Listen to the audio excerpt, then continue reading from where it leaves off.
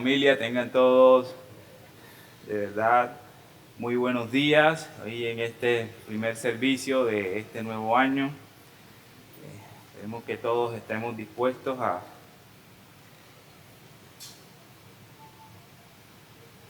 ok, perdonen un momento, está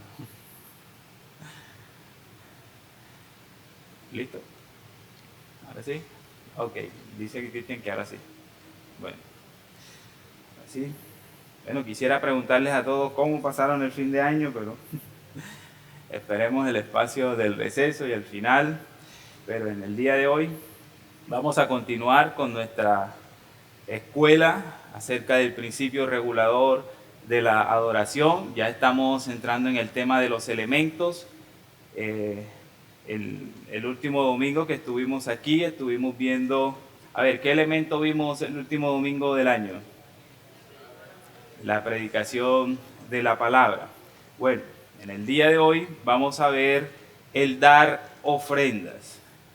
Uno de los temas bastante que ha sido sometido bastante a abusos y a escándalos aquí en el mundo cristiano. De hecho, hoy en día todavía tenemos iglesias, líderes cristianos obligando a la congregación en este sentido a ofrendar, a colocar el acto más que todo como una obligación y además utilizando también, o sea, me hago sentido cuando digo una obligación, como si fuera una ley, como se veía en el Antiguo Testamento. E incluso se les propone a las personas que si no ofrendan o si no diezman, el devorador va a venir por sus finanzas y demás, y a través de esta intención del miedo se busca siempre de que las personas den a la iglesia. Pero en el día de hoy vamos a hablar acerca de las ofrendas en cuanto al tema de la discusión que existe con las ofrendas. Y el tema que existe de la discusión con las ofrendas es si se debe dar en el culto público o si debe estar el cofre por allá escondido o no debe ser tan preeminente en cuanto a un espacio en el culto de adoración. Ahí es donde más radica la discusión. Ahora bien, también es importante aclarar de que usted se preguntará, bueno, si los reformados no piden ofrendas, no piden diezmo, ¿de qué viven las iglesias reformadas? ¿De qué viven? Si no piden diezmo, si no hay constantemente esa insistencia o esa, vamos a llamarlo con palabras claras, esa manipulación para que la gente de qué viven los reformados. Bueno, esta ofrenda, esta iglesia se sostiene a través de las ofrendas, de la disposición que usted coloca en el corazón, en su corazón, todos los domingos. Esta iglesia se sostiene con las ofrendas que se recogen cada domingo. Así se sostiene esta iglesia porque es lo que creemos. No pedimos diezmo porque entendemos que el diezmo es una ley positiva del Antiguo Testamento, que no pasa al Nuevo Testamento, al Nuevo Pacto. Ahora es según la disposición de nuestros corazones y bueno, ya veremos a través de un entendimiento más claro de qué es el dar ofrenda, vamos a ver qué implica esa parte de disponer el corazón. Así que para la escuela de hoy, mis hermanos, estaremos viendo prácticamente dos puntos sencillos. Primero vamos a ver los argumentos a favor del dar como parte de la adoración del culto público. Ahí estaremos viendo un texto clave que es Hechos 2:42. También estaremos viendo algunos argumentos de apoyo de algunos textos que veremos del Antiguo Testamento y otros del Nuevo. Y también estaremos viendo el espíritu de dar como parte de la adoración. Así que, sin más preámbulos, mis hermanos, empecemos con el texto clave y quiero que me acompañen en sus Biblias a Hechos 2:42. Este es un texto que ya hemos tocado aquí, ya lo hemos estudiado, ya hemos hablado de él ciertamente, pero el punto a notar aquí es esa palabra que está allí, comunión. Y causa también curiosidad que cada uno de los elementos que expresa el versículo viene acompañado de un artículo la. Por eso ahí leemos en el texto: y se dedicaban continuamente a las enseñanzas de los apóstoles, a la comunión, al partimiento del pan y a la oración. Si nos podemos notar allí, todos estos son elementos que hacen parte de ¿qué cosa? Del culto público de adoración. Ahora, el tema aquí, según Waldron, es que él argumenta en su libro Cómo pues debemos adorar, de que esa palabra comunión que nosotros encontramos allí va más allá del simple hecho que nosotros tenemos en nuestra mente de que comunión es tratar con el hermano. Allí la palabra comunión, cuando la buscamos en el diccionario de Strong, nos habla también de compartir, de dar ofrenda, de participar hacia el hermano. Es un sentido hacia el dar, y asimismo también lo vemos en el diccionario Strong. Ahí la palabra es koinonía en el griego. Y como ustedes pueden ver ahí, también encontramos que hay un sentido de entendimiento de contribución, de dar. O sea, que no es simplemente comunión, el compartir espiritualmente con el hermano, la teología y lo demás, sino que va inclinado hacia un dar, hacia un ofrendar, hacia una participación de dar en el contexto del culto público. De hecho, Waldron también cita a Calvino, y Calvino también lo interpreta de esa forma, que esa palabra comunión allí no es simplemente relacionarme con el hermano, sino que hay una participación de contribución, de ofrendar, del dar. Ahora usted entiende por qué en el texto anterior, en Hechos, cuando habla de las enseñanzas de los apóstoles, la comunión, el partimiento del pan y la oración, está allí esa parte de la comunión, enfatizándola hacia el dar al hermano. Así que me hago entender hasta allí. Así que comunión no es simplemente voy a hablar con el hermano, a sentarme un rato, no, sino que ahí el énfasis de la palabra va hacia el dar. Y de hecho, Waldron a continuación nos va a presentar 3 argumentos por los cuales cree de que el dar, la ofrenda, el dar, debe de estar incluido en el culto público de adoración y de una manera reverente. Debe tener un espacio reverente. O sea, no es cualquier cosa de que se nos da la idea de, bueno, vamos a colocar el cofre allá y hermano, hay ofrenda allá con cuidado y que nadie se dé cuenta. No, sino que es por decirlo así, un espacio, un momento de preeminencia también en el culto público de adoración. Así que vamos a ver algunos textos bíblicos que respaldan esta idea de comunión, de dar en el culto público. Que a continuación, Waldron nos va a presentar su argumento. Y vamos a ver algunos textos, como por ejemplo, Romanos 15:26. Romanos 15:26, 2 Corintios 9:13 y Hebreos 13:16. Y vemos en Romanos 15:26 dice la palabra del Señor: porque Macedonia y Acaya decidieron hacer una contribución para los pobres de los santos que están en Jerusalén.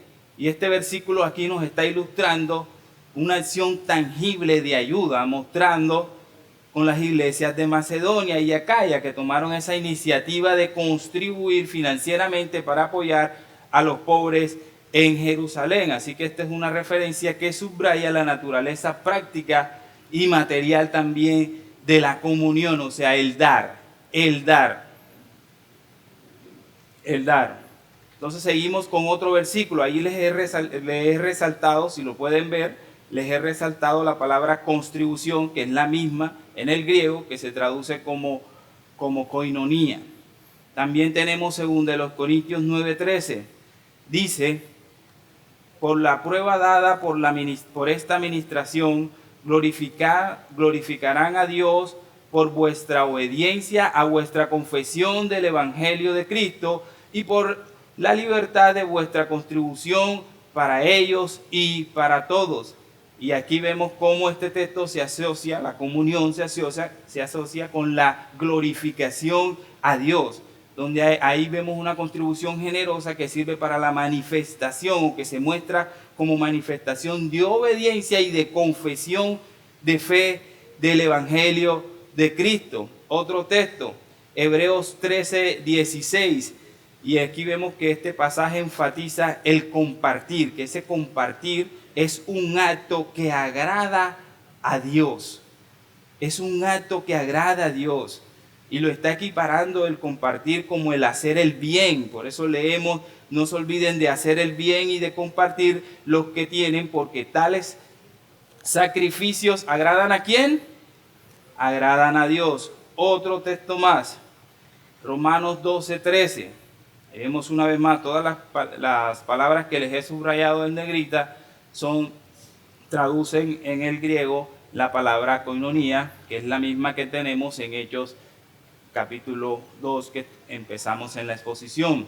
Romanos 12:13 dice, contribuyendo para las necesidades de los santos, practicando la hospitalidad. Y aquí también se alinea a los creyentes a entender las necesidades de los demás y ser que hospitalarios, lo que sugiere que la comunión va más allá de una simple asistencia material, incluye también una acogida y un cuidado de los demás. En Gálatas 6:6 dice, y al que se le enseñe la palabra, que comparta toda cosa buena con el que le enseña. Y este versículo también destaca la importancia de compartir en el contexto de relación maestro-alumno, sugiriendo también que la comunión también implica un intercambio no solo de bienes espirituales, sino también de bienes materiales. En Filipenses 4:15 leemos, y vosotros mismos también sabéis, filipenses, que al comienzo de la predicación del Evangelio, después de que partí de Macedonia, ninguna iglesia, ahí está el término, compartió conmigo en cuestión de dar y recibir, sino vosotros. Y ahí vemos el texto de Filipenses que ya hemos tratado aquí varias veces, cómo esta iglesia de Filipos apoyó a Pablo en su obra misionera. También tenemos el texto de Timoteo, 1 Timoteo 6:18, que dice, enséñales a que hagan bien, que sean ricos en buenas obras, generosos y prontos a compartir.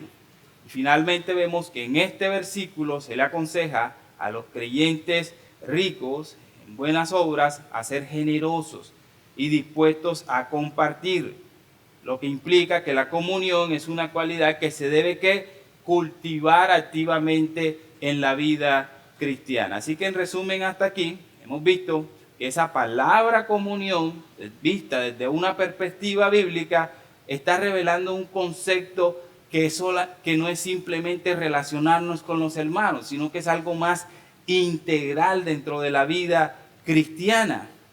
No solo implica la asociación de compañerismo con el creyente, sino que también implica generosidad, hospitalidad, compartir bienes espirituales, bienes materiales, compromiso en atender las necesidades del otro. Si usted se da cuenta, esas son expresiones que son tangibles. Expresiones tangibles ¿de qué? De nuestra fe. De nuestra fe. Así que hasta aquí podemos entender que esta palabra sí tiene que ver mucho con el tema de la vida cristiana y además con el tema de la contribución. Contribución no es simplemente voy a hablar con el hermano y hablar y compartir y disfrutar del hermano, sino que habla de una contribución también material. De hecho, eso mismo también lo vemos un poquito más en el segundo argumento de Gordon, cuando él nos presenta en Hechos capítulo 2 y en Hechos 4, y él nos habla de que ellos compartían sus bienes. La iglesia primitiva que todos hablamos y conocemos, compartían sus bienes. Y vemos en Hechos 2.4, acompáñenme ahí a Hechos 2.4, 2.44.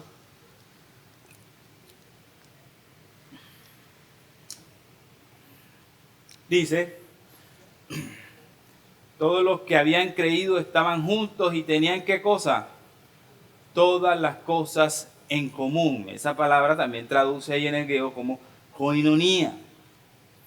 Y nos da a entender este versículo de que estaban todos unidos, compartían todos sus bienes materiales entre sí. O sea, era una comunidad que compartía sus recursos. Otra vez, no es simplemente compartir con el hermano de temas espirituales, sino que también habla acerca de compartir recursos. En Hechos 4:32 dice, la congregación de los que creyeron eran de un corazón y un alma, y ninguno decía ser suyo lo que poseía, sino que todas las cosas eran de propiedad común. Tremendo, ¿cierto? Que uno lee estas cosas y por lo menos intenta reflejarlo en la iglesia de hoy y no se ve igual, ¿cierto que sí? No se ve igual. ¿Por qué? ¿Por qué creen ustedes que no se ve igual? La respuesta es simple, es una actitud del corazón. Es una actitud del corazón. Y pastor, ¿te está diciendo que ellos tenían mejor corazón que uno? No. Pero en el sentido de que ellos entendían el tema del reino. Ellos entendían lo que predicaban. Ellos vivían lo que predicaban. Y entendían muchas cosas que puede que nosotros hoy las tengamos allí en las escrituras reveladas, pero aún no nos llega acá. Aún no nos llega aquí al corazón. Entonces podemos resaltar que la práctica concreta de la comunión entre los hermanos, primeros hermanos cristianos que encontramos, compartían no solo las cosas espirituales, sino también compartían los bienes materiales, porque era una comunidad completa en ese sentido. Y esto demuestra la importancia de la generosidad en la iglesia de Cristo. La generosidad es un aspecto esencial en la práctica cristiana. Y aquí lo vemos en sus inicios, en las primeras iglesias. Ahora bien, el tercer argumento nos habla un poquito más acerca del marco de la adoración. Y vemos que él nos dice en su libro, en el tercer argumento que expresa, Walton dice que en tercer lugar el compartir o dar de los primeros cristianos se describe como poner sus dones a los pies de los apóstoles en un entorno público. Y aquí es claro, ya enfocándolo un poquito más, el tema del orden público, de que ese dar no era simplemente algo común, normal, listo, te doy y ya. No, sino que como leemos en Hechos 4, del 35 al 37, vemos que ellos colocaban esos bienes a los pies de los apóstoles. Lo cual nos sugiere de que sí había una seriedad en el asunto. No era simplemente traigan todo, mira, este dio allá, este dio acá. No, lo traían a los pies de los apóstoles.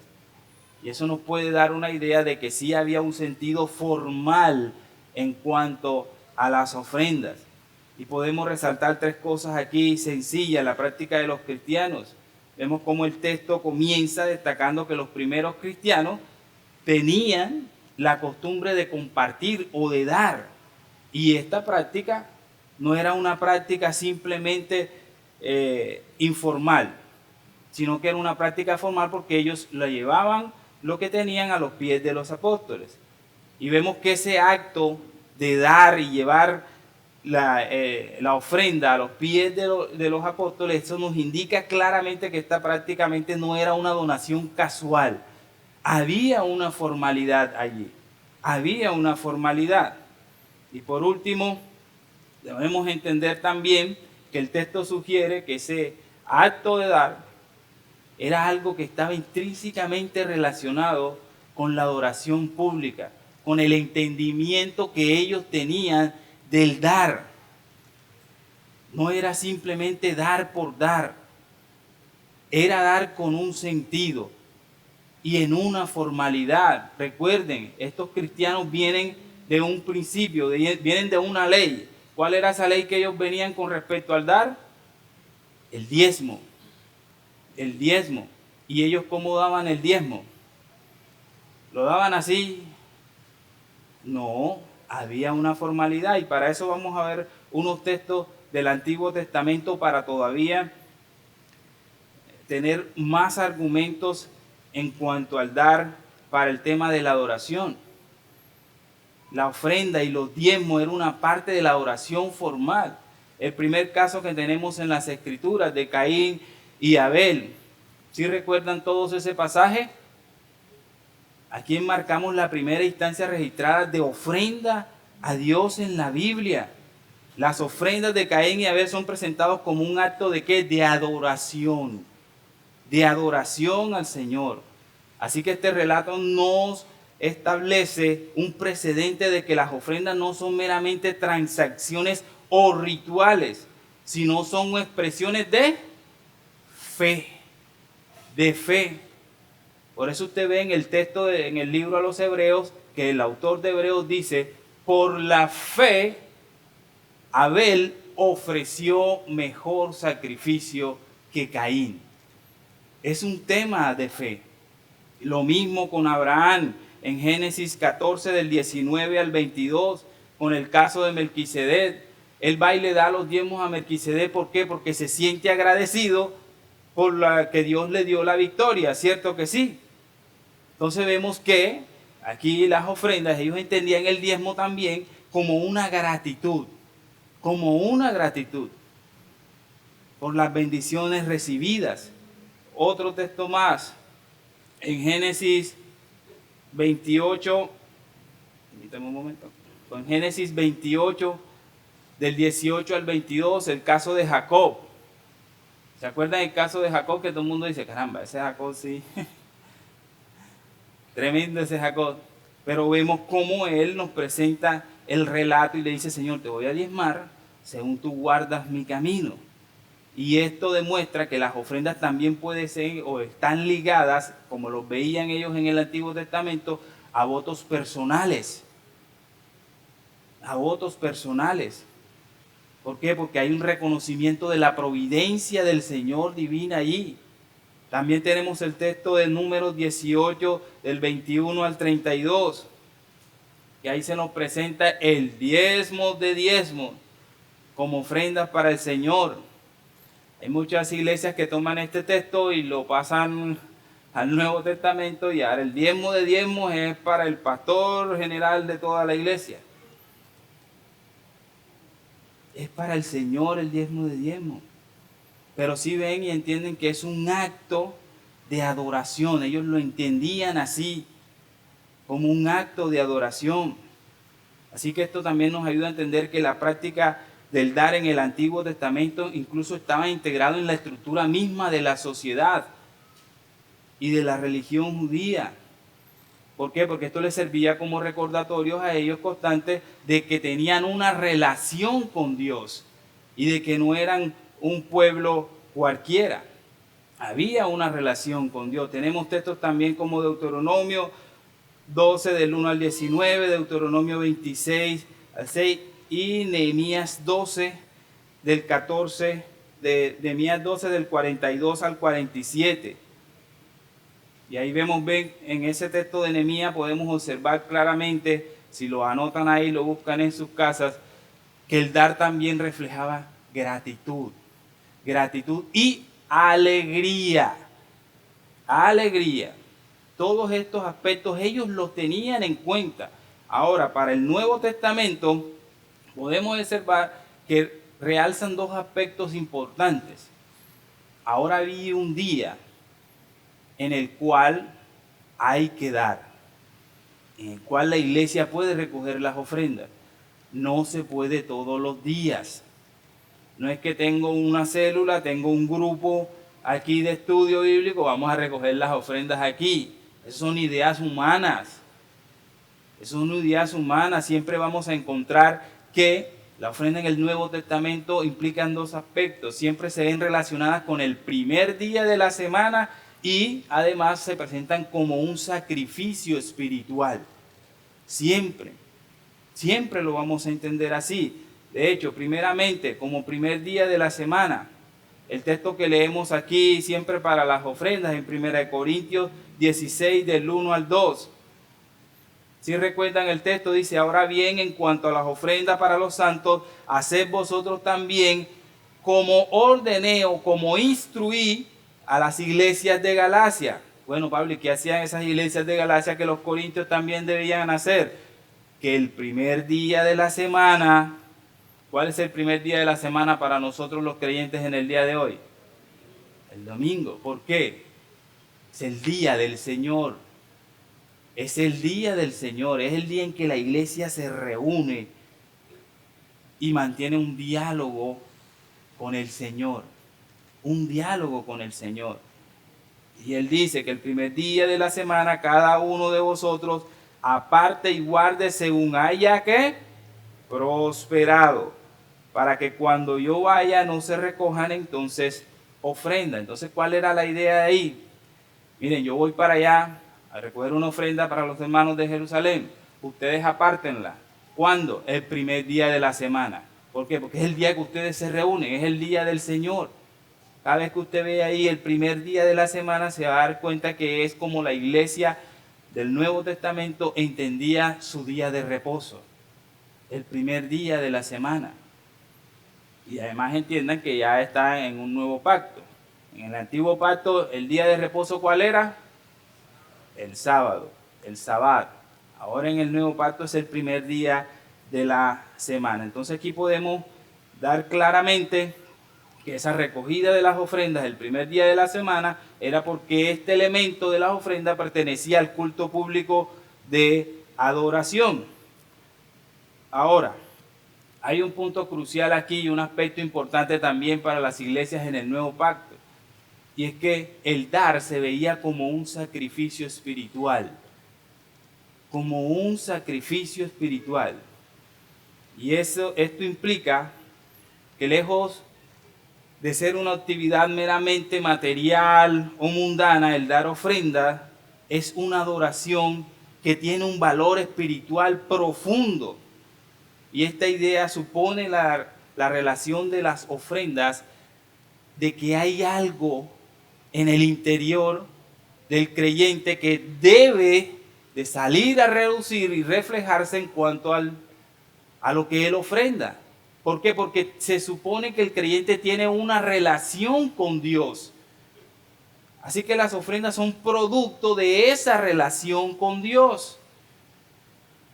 ¿Me hago entender? Hay una relación íntima. Por eso Pablo le dice, ahí nos cuenta en Filipenses 4:11. Él nos dice que esa ofrenda que ustedes daban era como fragante aroma, sacrificio aceptable, agradable a Dios. Agradable a Dios. Así que el acto de dar no solamente hay un beneficio en la persona que recibe y en el que da, sino que el Señor también se ve beneficiado porque es un ¿qué? Un sacrificio agradable al Señor, es un aroma agradable al Señor. La misma idea también vemos en Hebreos 13:16, que nos habla de compartir y hacer el bien, señalando todos estos actos que son ¿qué? Como sacrificios que contribuyen a una forma de adoración aceptable y agradable a Dios. La bondad y el compartir no solo son gestos sociales y morales para que nos vean, no. Son actos espirituales significativos dentro de la fe cristiana. Así que cuidado con la actitud con que damos. Es sumamente importante porque eso refleja nuestra comunión con el Señor. Nuestra comunión con el Señor. Así que podemos concluir aquí que las ofrendas tienen una dimensión también espiritual. ¿Cierto que sí? Estos actos de dar no solo son obligaciones o prácticas caritativas, sino que son verdaderos sacrificios espirituales que hacen parte integral de la adoración y que tienen un valor profundo y agradable al Señor. Y podemos también sacar muchas conclusiones más en cuanto a este primer punto, ya para ir concluyendo. Y es la prominencia de la adoración. Las ofrendas deben de tener un lugar destacado en la adoración corporativa. No es, hermano, vamos a colocar el cofre allá guardado y lo que usted vaya a dar, por favor, diríjase allá, pero que nadie se dé cuenta. ¿Verdad? No, no debemos de avergonzarnos de eso, ni de tocar los temas. Por lo general en la reforma son temas que prácticamente no se tocan. No se tocan. Muy poco se tocan. Pero hay que hacerlo, hay que hacerlo. Es un acto importante y es un acto respetable. Y toca instruir a la iglesia también en cuanto a este tema. Toca hacerlo, hay que hacerlo. Y otro aspecto que vemos aquí es que es más que un acto simbólico. Dice que la ofrenda no puede ser un acto marginal o inadvertido, similar a simplemente dejar allí su ofrenda ahí en un cofre y ya. Debe de tratarse con respeto. En ese momento de las ofrendas es un momento también crucial de respeto, de solemnidad, de consideración, al igual que los otros elementos, que la oración, que el canto, que la predicación, también requiere. Las ofrendas también requieren respeto y solemnidad. De hecho, podemos, al no darle el papel preeminente que se necesita, podemos estar perdiéndonos de muchas bendiciones que el Señor también nos da allí. ¿Por qué? Porque imagínense que el hermano es un poquito apretadito y el Señor puede ablandarlo ahí en el momento de la ofrenda. El Señor puede hablarle al hermano también allí. Podríamos estar perdiendo esa bendición simplemente porque no, vaya allá al cuarto y no, eso no es lo que se quiere. Eso no es lo que se quiere. Otro aspecto importante que podemos concluir y es cómo nuestros hijos ven y cómo le enseñamos a nuestros hijos a compartir, a el dar. Y usted dirá, pastor, pero ellos van a dar, pero ellos no son cristianos. No importa, pero les puedes enseñar el compartir o no les puedes enseñar el compartir. ¿Se puede o no se puede? Así que es fundamental considerar el impacto de nuestras prácticas en la educación espiritual de nuestros niños y en la conciencia de los fieles también, sobre cómo ofrendar. Y últimamente podemos concluir que esta práctica requiere también de un gozo, de una alegría. No se hace en secreto, en vergüenza. Es una oportunidad para gozarnos, para ser agradecidos con el Señor también. Cuando estén repartiendo, el hermano pase con el objeto de las ofrendas, usted debe estar allí. ¿Por dónde viene? ¿Por dónde viene? Ya casi llegan. Pero debe de haber una actitud de gozo, no simplemente bendiciones, hermano. Listo, hermano. Hay un gozo porque estás dando y ese gozo ¿viene de dónde ese gozo? De la fe del Dios que tú tienes, de la relación íntima que tú tienes con ese Dios. Por eso es muy importante el espíritu de ofrendar en la parte de adoración. Este es nuestro segundo y último punto. Es muy importante. Y este concepto resalta que la ofrenda es más que un acto físico de dar. Es una entrega profunda y comprometida. ¿Con quién? Con Dios. Con Dios. Esto implica que esa opción, como les comentaba, es una extensión o una expresión de fe. Viene de una intimidad con el Señor. No es simplemente un compromiso y ya, y voy a dar porque me toca y todo lo demás. No, mis hermanos. Si esa es la actitud que usted cree, es que en la iglesia están pidiendo, es que piden y es que piden y es que piden. En comparación con lo que el Señor ha hecho por ti y teniendo en cuenta que tu vida le pertenece al Señor, tendría que estar pensando eso. No, en ningún momento, en ningún momento, en ningún momento. Así que vamos a ver 7 aspectos rápidamente que tienen que ver con el concepto del espíritu de ofrendar como parte de la adoración. El primero que debemos de entender es que ofrendar es como un sacrificio espiritual, como ya lo vimos anteriormente. La ofrenda, cuando proviene de un corazón recto, es considerada un sacrificio espiritual aceptable a Dios. Así que esto coloca la ofrenda en un plano espiritual significativo. Ese momento de la ofrenda no es cualquier cosa. No es cualquier cosa. Hay un compromiso de entrega al Señor. Eso lo vemos en 2 Corintios 8:5.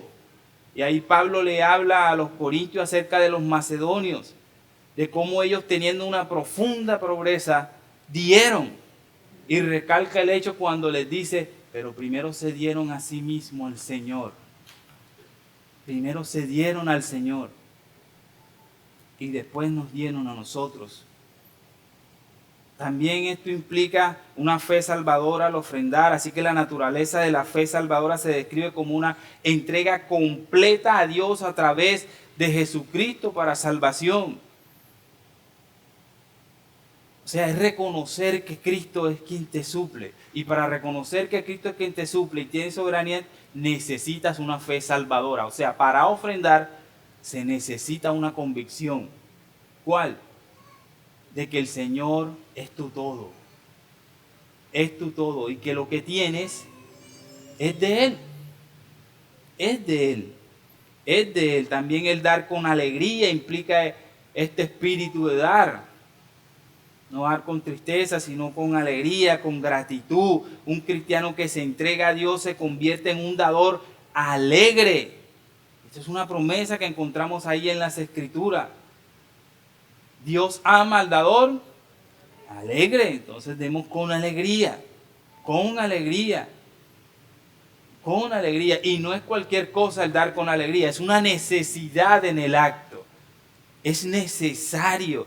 Es necesario. ¿Por qué? Porque es un sacrificio espiritual. Y un sacrificio espiritual requiere una ofrenda hecha con un corazón alegre y con un corazón dispuesto. Dispuesto. Y el último, creo que todos lo conocemos. Tenemos razones suficientes para dar al Señor. ¿Cierto que sí? Que el Señor nos haya sacado de esa oscuridad y nos haya traído a su luz. Y hoy en día gozamos con Él, compartimos con Él, hablamos con el Dios majestuoso del universo. Nos regala hermanos como los que tenemos aquí. Nos da una iglesia donde instruirnos. Está pendiente y cuida de nosotros, mi hermano. ¿Qué más razón necesitas? Que el Señor te haya salvado para ofrendar. ¿Qué más necesitas? ¿Qué más? Así que podemos concluir, mis hermanos, que las ofrendas no son solamente transacciones materiales. No, sino que son expresiones espirituales profundas de la fe y del compromiso del creyente. Del creyente. Así que hasta aquí hemos concluido, mis hermanos, en cuanto al tema del dar en el culto público. Si alguno tiene una pregunta al respecto, por favor, levante su mano. Jorge y después Oscar. Pastor, Bendiciones, mi hermano. son 2 preguntas. Uh-huh. La primera pregunta es, en la teoría todos conocemos, tenemos conocimiento de que se debe dar con alegría, con gozo, con fe, con una actitud sacrificial, pero en la práctica, teniendo en cuenta, yéndonos a un ejemplo conciso, una persona que devenga en su trabajo 2 millones de pesos, un corazón sincero es dar 10,000 pesos de ofrenda. A lo que quiero llegar es, en la práctica, cómo se ve un corazón alegre, porque 10,000 pesos no refleja un corazón alegre. Bueno, ahí si hay un porcentaje que más o menos me indique ¿Qué es un corazón alegre? Ok. Bueno, decirte que hay un texto bíblico que te dé un porcentaje, en el nuevo pacto no hay. No hay un porcentaje. Pero se puede partir, no como regla, sino de ya un tema personal de la persona, puede partir teniendo conocimiento del 10%. Puede hacerlo. Pero el texto creo que es bastante claro cuando dice según su corazón. Y según su corazón implica qué entiendes tú por el reino de Dios, qué entiendes tú por el evangelio, qué entiendes tú por el Dios que tiene. Así que no podemos trazar ¿cómo es que? Un porcentaje tácito, porque sería una ley positiva en el Nuevo Testamento y no tenemos leyes positivas en cuanto a eso en el Nuevo Testamento. Sí la tenemos en el Antiguo Testamento, por eso ahí vemos que dice claramente el diezmo son 10% y todo lo demás, pero en el Nuevo encontramos que es según el corazón. Entonces ahí la cosa se pone complicada, porque alguien puede decir, listo, yo me gano 10 millones y doy 10.000 según lo que salió de mi corazón. ¿Cierto que se puede?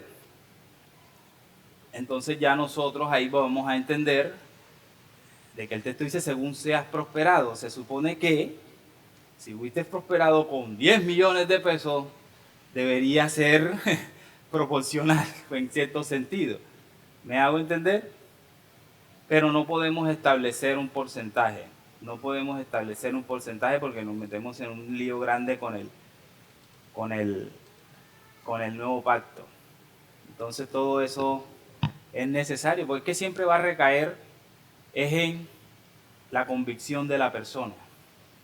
Y mientras recaiga en la convicción de la persona, depende cuánto la teoría le haya llegado acá al corazón. ¿Alguien más? Bien. La segunda pregunta, son dos preguntas. Sí, bueno, en Lucas 21 vemos el relato de la ofrenda de la viuda. Todos conocemos que en ese relato el Señor Jesucristo está mostrando de que una viuda dio 2 monedas, algo pequeño, y todos los demás, porque es lo que dice el texto, todos los demás daban lo que les sobraba. O sea, en datos o en estadísticas, la gran mayoría de las personas de la iglesia dan lo que les sobra. Y precisamente eso es lo que está acusando el Señor Jesucristo. Estos de aquí, aunque el monto comparado con el de la viuda, o sea, proporcional, es mayor, realmente están dando lo que les sobra.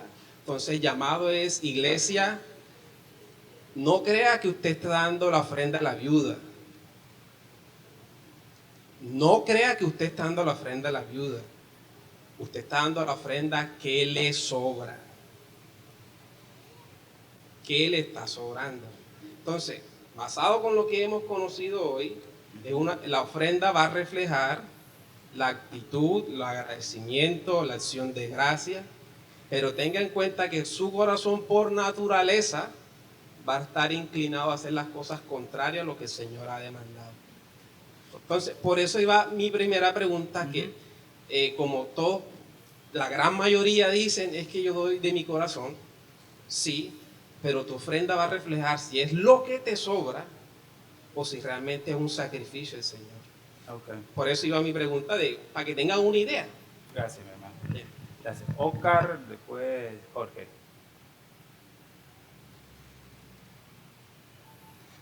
Aló. Pastor, me llamó la atención algo que usted había mencionado sobre que dentro de las ofrendas que nosotros damos tiene que ver mucho con la relación que tenemos con Dios. Y es verdad, aquí hay un tema de actitud. Quiero poner, la pregunta que quiero hacer va relacionado con 2 ejemplos, 2 casos.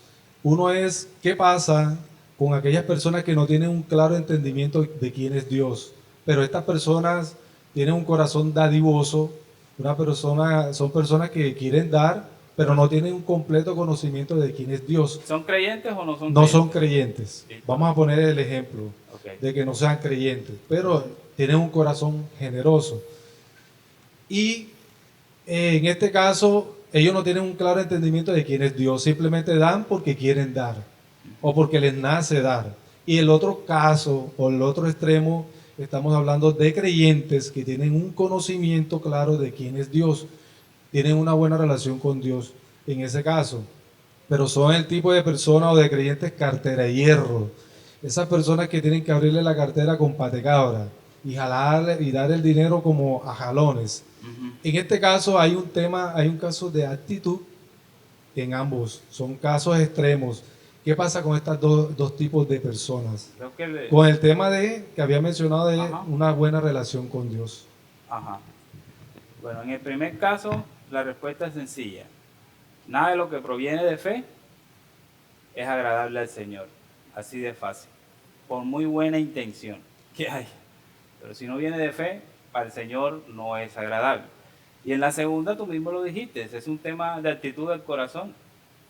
Es un tema de actitud del corazón que la persona todavía no ha asimilado. Entonces, ahí está en la responsabilidad de nosotros como predicadores estar instruyendo cada vez más en este tema para que las personas se vea esa afectación allí y aterrice ese concepto al corazón. Es decir, que en ambos casos no se está dando con fe. ¿Cómo? ¿Cómo? En ambos casos no se estaría dando con fe, Recuerda que el segundo caso sí es creyente. pero está dando, se siente como obligado aún teniendo, Por eso, porque está ya, dando como ya ahí es dice un el hermano tema Jorge. del corazón de la persona. Ajá. Tú mismo lo dijiste, es un tema de actitud de la persona. Pero recuerda que ahí está Cristo, Pero no hay porque es creyente. ¿hay un entendimiento o no hay un entendimiento? Porque cuando una persona da con un claro entendimiento, lo da por agradecimiento. Ajá. Es decir, que no se siente obligado a dar, sino que lo da porque, como dices tú, un tema de corazón. Bueno, Un corazón agradecido no se le tiene que obligar, sino que lo da libre y voluntariamente. La respuesta sigue siendo la misma. Dale, hermanito. Y creo que por acá, el hermano ya también levanta la mano. Buenos días. Buenos días, hermano. Bueno, yo personal estoy, con usted, pastor, pensando en la parte de que todo lo que no proviene de la fe es pecado, ¿no? Ajá. Entonces, yo pienso que es sencillo. Esas personas que están dando, como la viuda, está dando porque simplemente el Espíritu Santo hizo una obra en esa persona. Así es. Y las personas que no lo están haciendo es porque simplemente esa semilla todavía no ha hecho Exacto.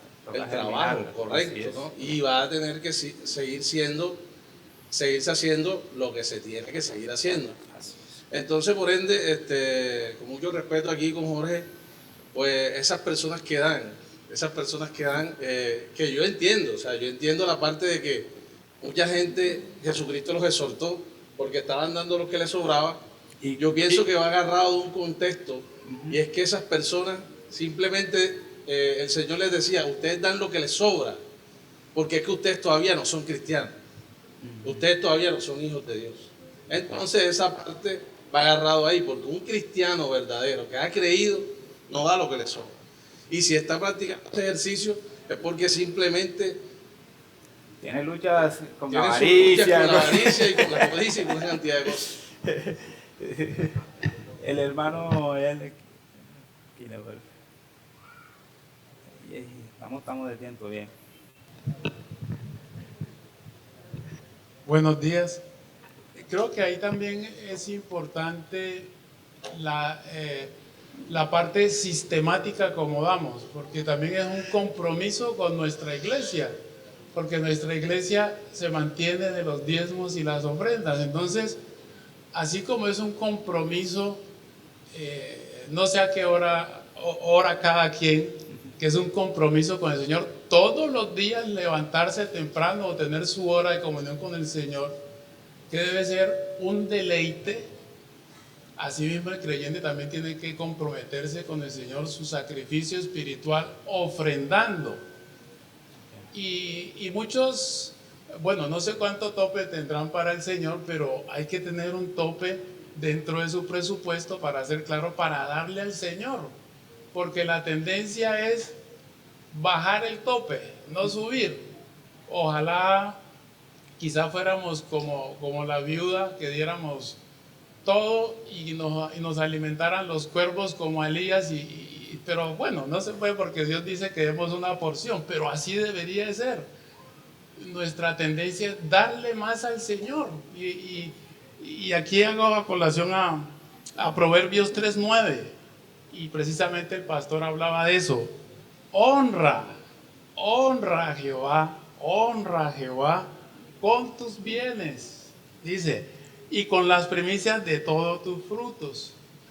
Y yo sé que en el Evangelio de la Prosperidad, quizás en la Reforma somos temerosos a hablar de eso porque la prosperidad ha dañado las promesas del Señor. Y aquí dice, y serán llenos tus graneros. No es que mañana usted vaya a tener un Mercedes o no. Y eso no se refiere. Y serán llenos tus graneros con abundancia y tus lagares rebosarán de mosto. Quizá por ser tacaños con el Señor, hay que decirlo directamente, nuestra economía a veces no es saludable porque Dios aquí lo promete y a veces se nos olvida eso. Entonces es ese sacrificio espiritual, ese deleite de dar por el Señor. Y si no hay ese deleite, hay que pedírselo a Dios, pedirle: Señor, ayúdame a no ser tacaño. Voy a decir así en términos castizos: Señor, ayúdame a no ser, porque Dios todo lo puede, porque es que tenemos esa naturaleza pecaminosa y el rey de los pecados pues es la codicia. Y lo queremos todo para nosotros y decirle: Señor, yo quiero dar, ayúdame, enséñame a dar con gozo, con alegría. Y es una barrera que hay que ser sinceros con el Señor y ser francos, y Dios lo va a hacer. Y así nuestra economía, no lo estoy diciendo en el sentido de la prosperidad, va a mejorar porque Dios quiere, y no quiere decir que usted va a tener de todo, no. Y Dios le da sabiduría. Entonces Dios nos quiere bendecir también a través de eso, entonces no nos olvidemos. Muchas gracias a todos por su participación, y bueno, queremos que el Señor nos haga cada día más mejores adoradores. Listo, hemos terminado entonces. Adelante.